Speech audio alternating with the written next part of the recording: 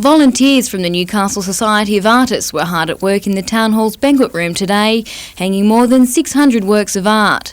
Part of the Matara Festival, the annual exhibition has grown to become one of the largest indoor art shows in regional New South Wales. This is our 35th year with Matara, and as I said, it's just grown tremendously in those years, and we're now up to nearly 600 paintings on show here. Artists from as far afield as Queensland and Victoria have entered works in the competition, with $3,000 in prize money up for grabs.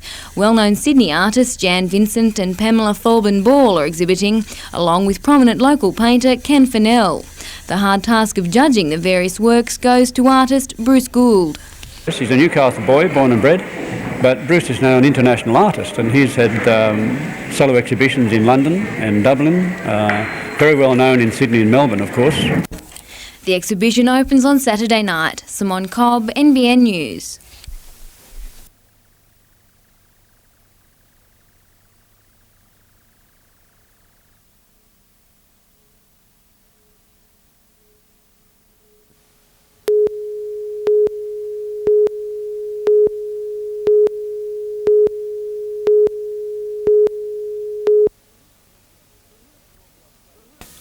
The who's who of the Australian bowling circuit at Beresfield today for the start of the Spring Carnival, players from all over Australia joining for the fours competition. Leading the charge, the team skippered by Commonwealth Games gold medalist Rob Perella. It was forced to work hard early in its second match, but Perella was outstanding, his drive in the fifth end setting up another shot. Perella's side won 29-10 for consecutive victories. Also well on the way to Monday's finals, the Australian fours team skippered by Steve Anderson. Leading 4-2 after 4 ends, Anderson's team hit top gear, racing away to a 26-3 victory. It's firmed as the team to beat. The opening round of the Newcastle cricket season today, and signs of better things to come from Hamilton Wickham. Last year's Wooden Spooners met Premiers Waratah Mayfield at Passmore Oval, but more than held their own. Winning the toss and electing to bat, Hamwicks bashed 191 from its 55 overs, Steve Shaw laying the foundations of the innings before being dismissed for 35. Good support from Steve Spoljarek and Captain Todd Campbell kept the scorers busy. The effort a good indication 96-97 will be a better season.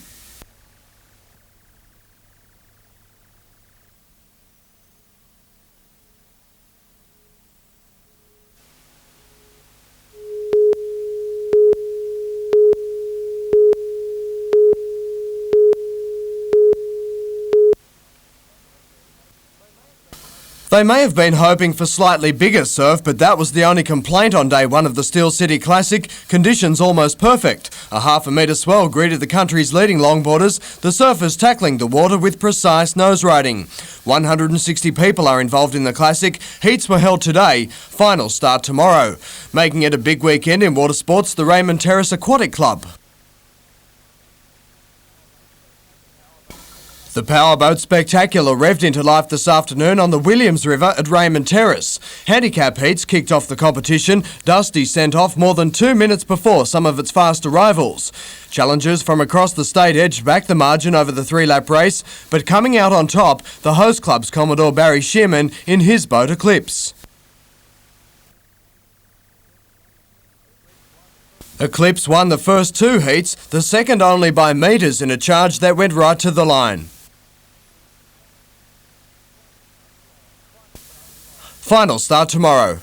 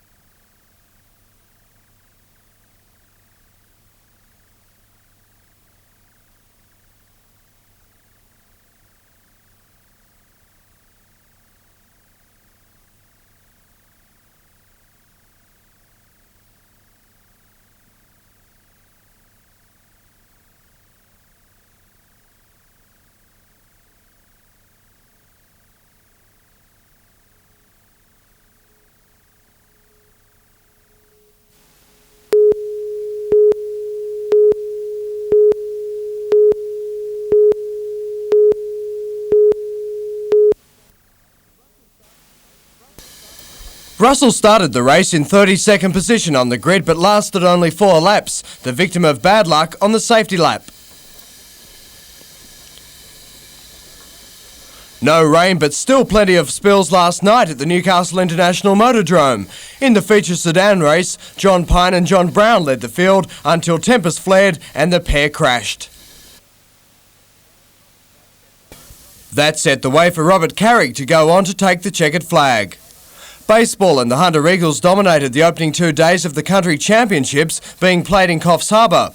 The ABL team won its opening 4 from 4 before being surprised by the Central Coast this afternoon and losing in an upset 7-3. The Hunter Eagles will play the winner of the Central Coast Illawarra semi in tomorrow's final. And also in Coffs Harbour today, Newcastle's Stuart Martin has established a clear lead in the State Wave Sailing Series by taking out round 2. Martin made the best of the difficult conditions, with unpredictable winds and choppy seas emerging as an easy winner.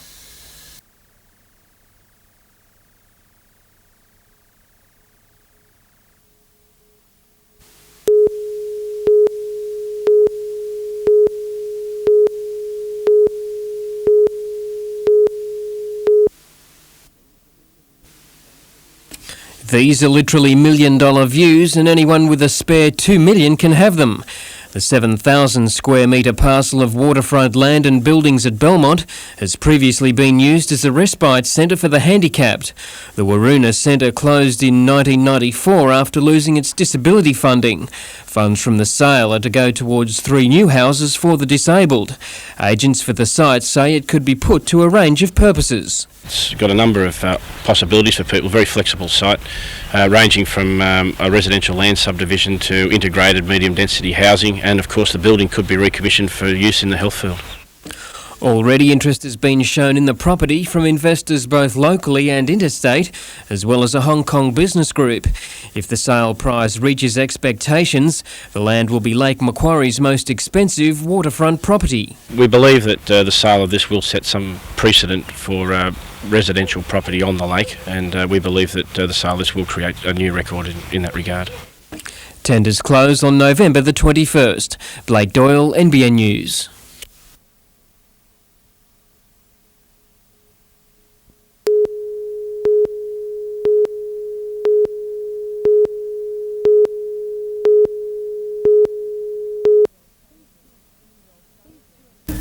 These 2- and 3-year-old thoroughbreds arrived at Fernleen in Lochinvar 3 months ago. Now they're getting set for the racetrack in Korea, and their new owners like what they see. They're very good. Yeah, very good horses. Members from the Seoul Racehorse Owners Association inspected the 71 thoroughbreds today. Stuart Mitchell has set the horses for 1,000-metre racing, concentrating on barrier work, a task which has proven to be challenging. The majority of the horses we've bought have all been unbroken. So we've had to, get them up here on the farm and get them to the racetrack, up to barrier trial stage, and then trial them. The horses sell for $7,000 each on average. The price is part of the attraction for the Koreans, but so is the standard of training. Mr Mitchell believes the Korean market will continue to expand, confident the shipment may produce some champions. The majority of them will be probably just middle-class horses, but 10 or 20% of them could really shine over there, and they won't really know what they've got, and they could really turn into real champions. The horses will fly out to Korea in 2 months. Vanessa Spark, NBN News.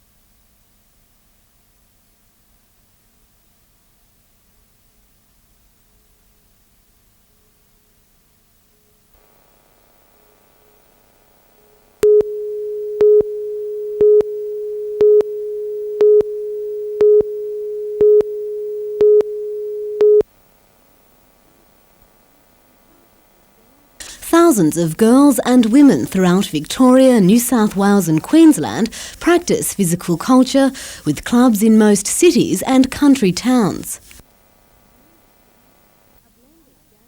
A blend of jazz and classical ballet, gymnastics and aerobics, the sport first began in Australia just over 100 years ago, set up by a colonel in Sydney to provide women with some sort of structured physical exercise. He was a keep fit man, as we would use the term today, and he also taught physical fitness for the armed forces. He was in charge of all that in the early days. Despite its history and relatively large following, the sport has achieved little public recognition.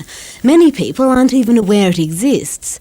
The basic aim is to perfect a set syllabus or routine developed each year by the sports directors in Sydney, leading up to national competitions at the end of the year.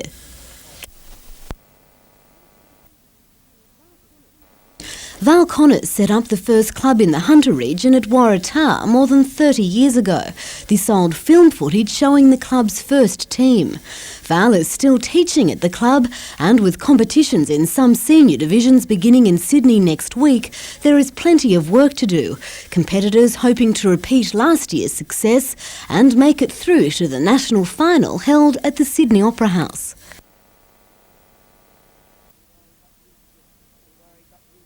They're a worry, but we will get there, and I'm quite sure the girls will do their very best.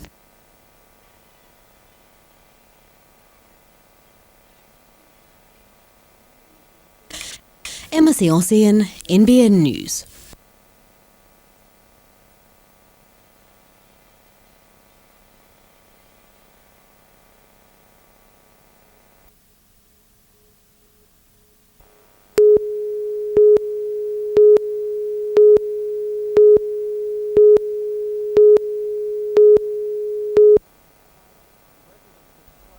Residents of Strait in Williamtown claim to be the closest civilians living next to a RAF base in Australia. The runway is just 400 metres from their homes.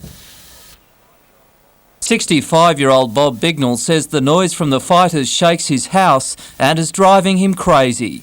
He moved there 11 years ago, before the Hornet jets used the base and before the noise got too bad. We have tried to sell the place, no takers whatsoever. The whole street wants to sell out and there are no takers. Port Stephens Council has called on the federal government to take control of the problem, as it has done in Sydney. The Commonwealth's got to step in. If you can look after Kingsford Smith, you can look after Port Stephens. We don't have a curfew, so the best thing you can do is buy the few properties here that are causing people distress. A dozen homes are affected. Most of the owners are pensioners. It would cost just over $1 million to buy them out. Peter Ryan, NBN News.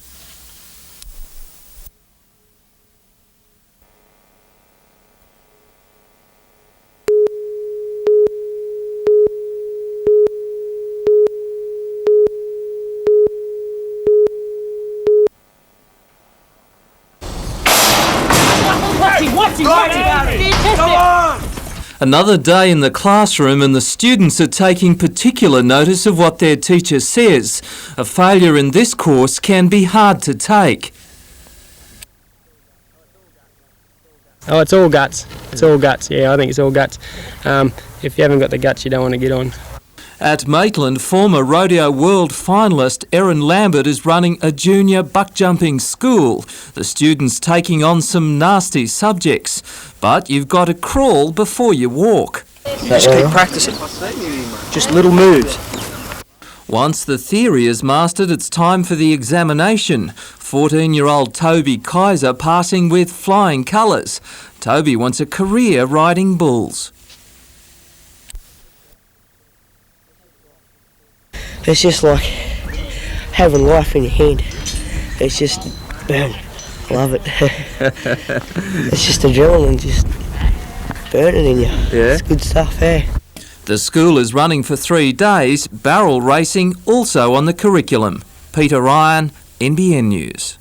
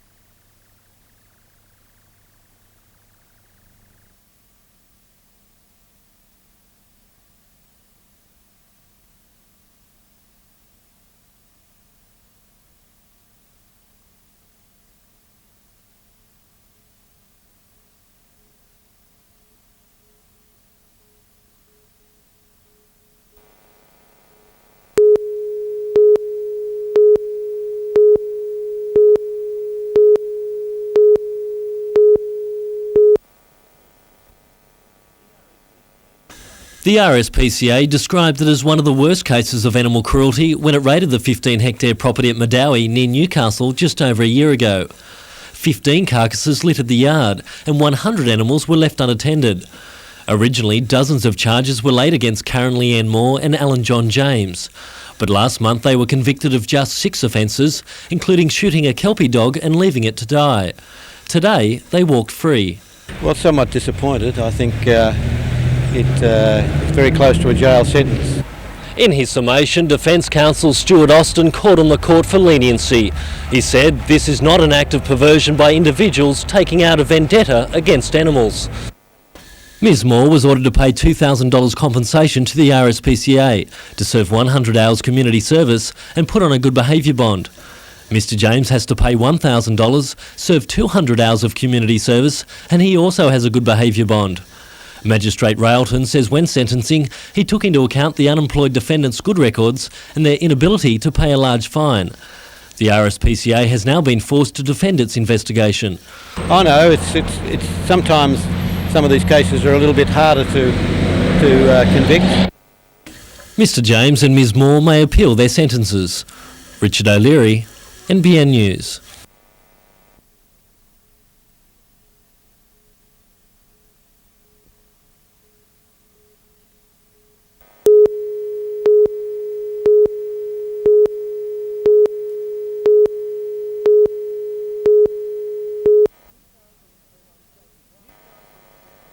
Newcastle has been on shaky ground for the last couple of months. Financially in dire straits, the Knights look to be one of the big losers from Friday's court decision. The team was in the red, while the green light was given to the Hunter Mariners. Ever since that decision, there has been talk of a compromise. That was until this afternoon's announcement of the ARL Optus offer. Knights officials met behind closed doors tonight to discuss the plan and wasted little time in accepting the offer. While keeping the package under wraps, the deal is said to ensure the funding and future of the club. In saying that, Newcastle has added it doesn't believe the 2-tier ARL Super League format will operate in the best interests of the game. Jonathan Upton, NBN News Late Edition.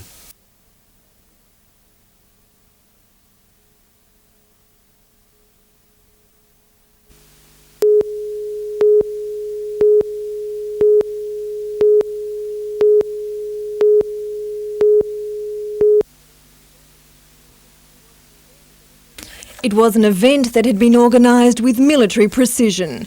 2 weeks of planning, then the final assault. Stocked with 40 dozen eggs, 3,000 sausages, 300 loaves of bread and enough baked beans, well, to feed an army, chefs from the Williamtown base cooked up a feast for the people of Newcastle. It's something different. We don't normally get to do this all the time, and it's like, I suppose, as good as a holiday. The free breakfast was part of the Matara Festival and a chance to celebrate the RAF's 75th anniversary. For 3 hours, hundreds of locals wandered through the mess tent to sample the traditional Aussie fare. Mind you, we've got 2,500 guys who've gone without breakfast on the base this morning. Now in its 4th year, the cook-up is rapidly becoming a highlight of the festival. The smoky smell of frying bacon luring more people every year. Sarah Griffiths, NBN News.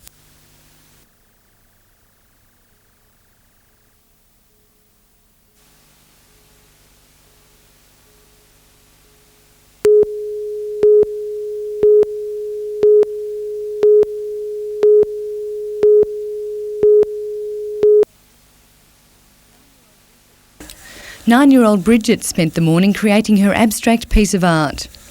She's one of 7 making the most of the PWCS Pavilion, a new art space for youngsters next to Newcastle's Region Art Gallery. Well, first we went and had a look in the gallery, and then we came here and we did some rubbings with textures.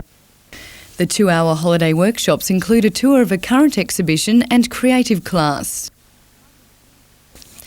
Michael McKenzie says it gives kids a new perspective to art. It's different from what they're doing in school, I guess. It just gives them a bit more of an experience, I guess, real hands-on thing.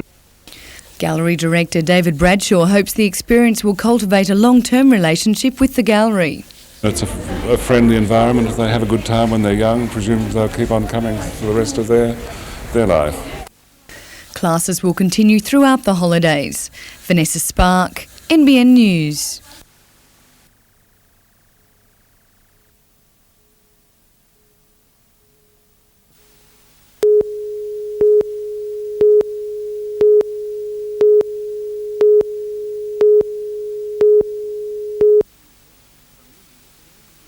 For many, caring for intellectually disabled people is an out-of-sight, out-of-mind problem. The Carina Oaks facility, later known as the Wattigan Centre at Morisset, had become a dumping ground for as many as 150 people until it was closed. Finally, its residents were redistributed throughout the state, many into group homes. Carina Oaks, or the Wattigan Centre, has been a very clear and successful example of what can be done, relocating people from an institutional setting to a community-based setting. In the Hunter, the Samaritans Foundation looks after around 80 intellectually disabled residents in more than 20 houses and flats, some with support and respite care. The Minister congratulated workers and restated his government's commitment and funding to the Hunter and its programs. The Hunter is a very important area for the provision of disability services. Historically and traditionally, the Hunter has played a very important role so far as disability is concerned.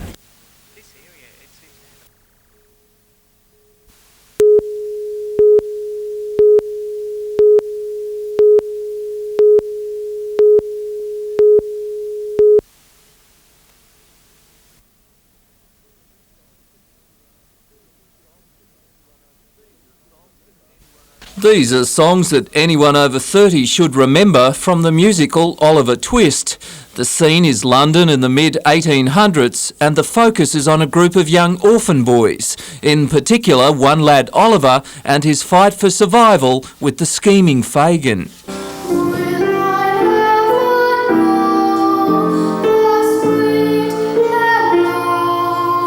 8-year-old Rowan James from Ellibana is one of the stars, the show put on by Opera Hunter and the Young People's Theatre. While not at the rehearsal today, Minister for Racing Richard Face will perform as the magistrate. Oliver is on at the Civic Theatre from November 30th. Still on the arts, and Cooks Hill Galleries has opened a new exhibition of John Earle's work. The artist, who has become synonymous with the Newcastle beach culture, has 26 paintings on display. Earle is planning to work in Queensland and Hawaii next year to expand his outlook.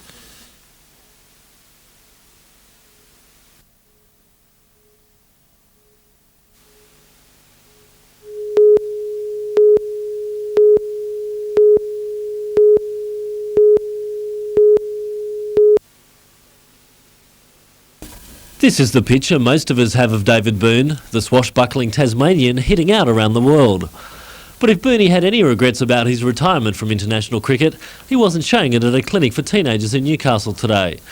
The former Australian regular giving back to a game that has helped him achieve just about every accolade except a Sheffield Shield. Well, basically I'm really looking forward to playing 10 Shield games and all the one-day games for Tassie and see if we can go a couple positions better than last year and get up into a Shield final. It'll be Boone's first full season of Shield cricket for 13 years. Tomorrow's game against Newcastle, an important part of his preparation. It's a little different. Obviously, we're just using it as a trial game to build up to the season. We're trying some younger players out to see how they have pulled up and if they've improved from last year. Steve Story will captain the Newcastle team, which includes Peter March and David Rickson. Play will start at the number 1 oval from 10 in the morning. Richard O'Leary, NBN News.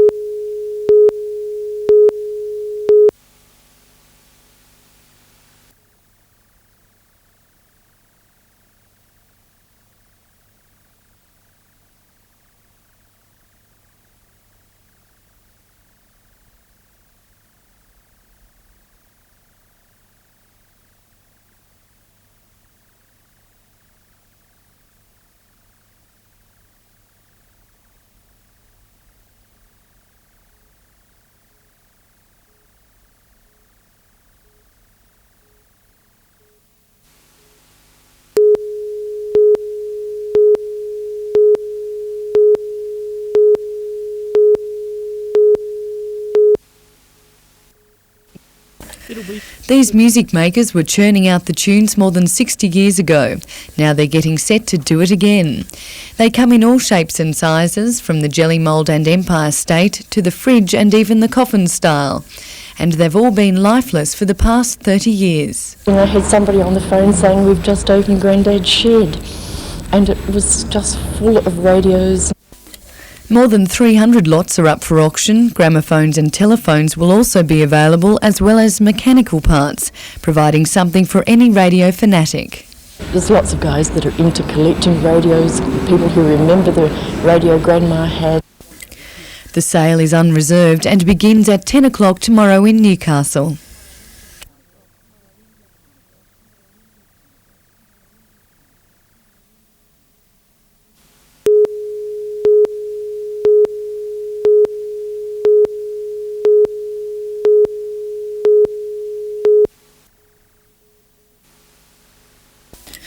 It's not a well-known sport, but baton twirling has found some fans in Maitland.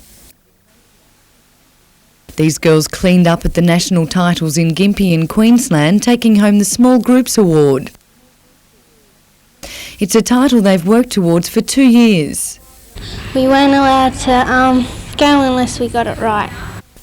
Coach Louise Miller put the girls through their paces, setting out a tough training schedule after school hours. They train individually at home for 1 to 2 hours a day. They train at the club 4 hours a week.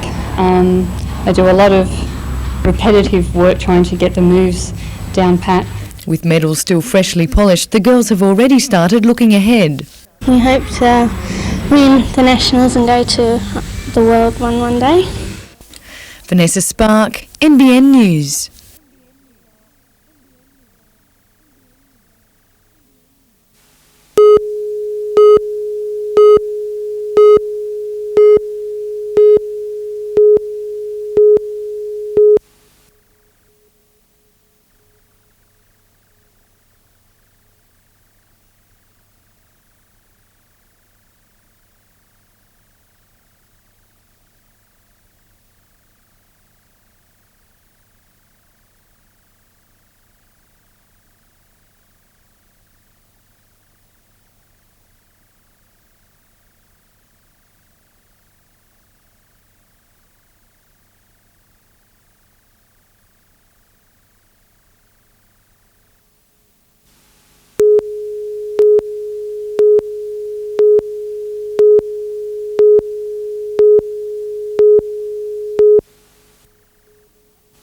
If you imagine the Sex Pistols have developed any sort of respect for their audiences during the past 2 decades, then to use the lingo, you can go to hell. Those attending tonight's gig will get what they're given, and if they don't like it, tough. Well, they'll probably be expecting a 2.5-hour performance. Well, they can drop dead, because that's not what we're going to do. To give the old punks their dues, the music is still punchy, irreverent and highly charged, if of course you're into that sort of thing. Lining up next to the Pistols during their Australian tour are British group Skunk and Nancy. I hoped lead singer Skin had a thick one, but as it turned out, their co-performers haven't said so much as g'day. Well, we ain't met them yet, so how do we don't know.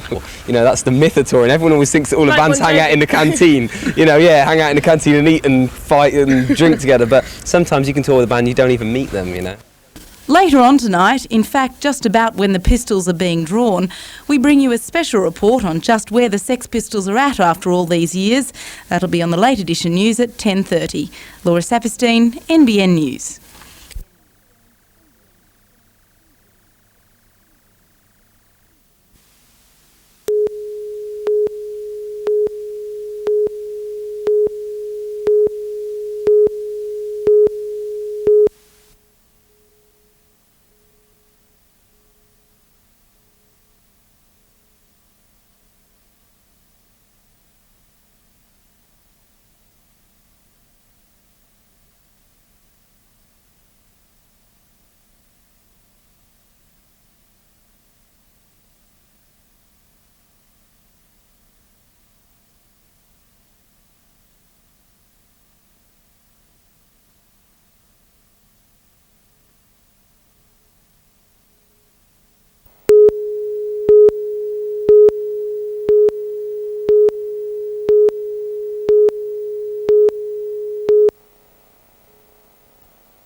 The start of the season last night at Breakers Stadium, and while it was a fairly uninspiring first half, there were chances for West Adelaide. But generally, the skills were rusty and passes failed to find their mark as the sides went to the break locked at 0-0. The second term started just as the first until Bulghetto was brought down just outside the box, and from the free kick, Jamie Perrin made the locals pay. But then the Bennett show, his right foot smash levelled it up, before another goal 5 minutes later put Newcastle on top. John Cosmina was trying to hold back the smile, not so the fans, but there was even more reason to celebrate when the Breakers striker made it look easy for goal number 3. 3-1. Bennett wasn't finished. With the clock ticking down, there was no reason to hold back, and even on the field the Breakers joined in the party. 3 sets of heads and Scott Thomas finished off, before Glenn Sprott also found the net to cap off a memorable night for the Breakers. The final scoreline, 6-1.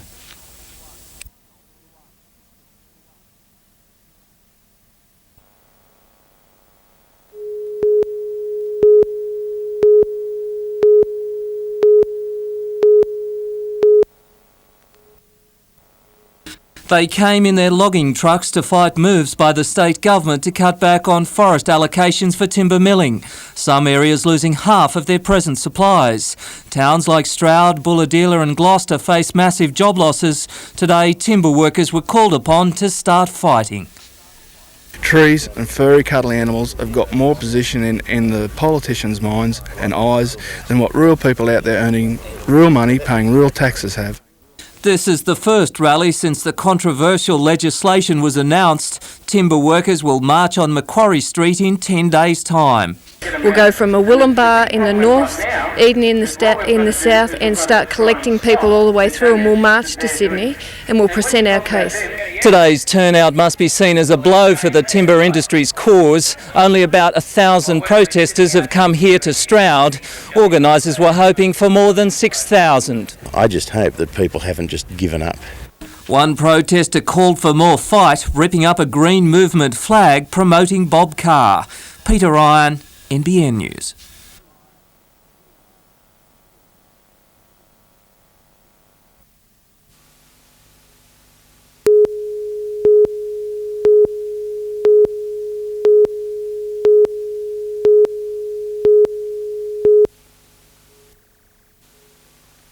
The party was over for Matara supporters today and the clean-up began. It's estimated the 9-day festival generated more than $1 million for the local economy.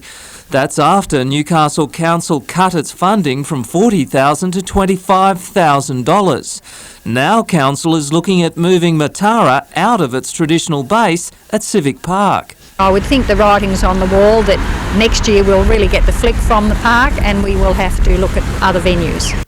The foreshore is an option, but there are restrictions on its use. It appears to be another attack on Matara, with people involved with council chipping away at the festival. It has been said in company of others in meetings that, hopefully Matara will die a natural death, but we're not about to let it die.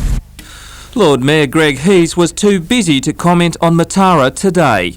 Peter Ryan, NBN News.